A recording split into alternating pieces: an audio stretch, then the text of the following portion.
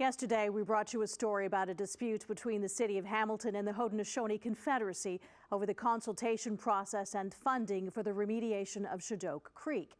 Well, today the city says its contractor will not resume work until there are no more work stoppages from the First Nations group. Jason Gaidola brings us the latest. The City of Hamilton's December 31st deadline to clean up billions of liters of toxic sediment remains in jeopardy again today. They say its contractor is halting dredging operations after members of the Haudenosaunee Confederacy interrupted the worksite last week, saying they were exercising treaty rights.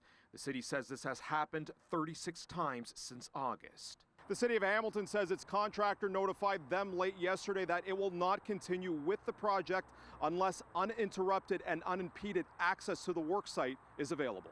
Hamilton's Water Division tells CHCH News today its contractor stated this is due to safety concerns resulting from the continued attendance at the site by the Haudenosaunee Development Institute representatives that are interrupting the work, as well as dangerous and intimidating behavior from the representatives. City Hall adds the cleanup process involves Indigenous environmental monitoring on the job with 4 First Nations groups. One of them is the Haudenosaunee. Completely dispute the city's position that they've undertaken any engagement and or consultation. All that they've ever done is send us an email with a bunch of documents, which is not, in anyone's estimation, meaningful engagement. Aaron Detler represents the Haudenosaunee Development Institute and claims the city told him it was not obligated to engage. City Hall says the dispute with the Haudenosaunee Confederacy is over money for consultation. Detler says the cost of the engagement process and report reviews are too low. Obtained by CHCH News, Aaron Detler sent this letter to city staff.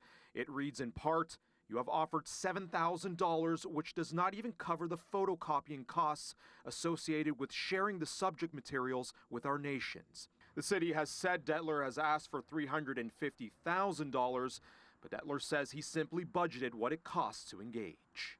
That $350,000 represents a review of the documents, internal consultation with over 100,000 Haudenosaunee members, external communications with the city, and then our monitoring process. Now, the city maintains that as long as the work has stopped, it is costing the city up to $15,000 a day. They mentioned next week they will meet with the contractor to discuss next steps of the situation and say that work could potentially resume as early as mid next week.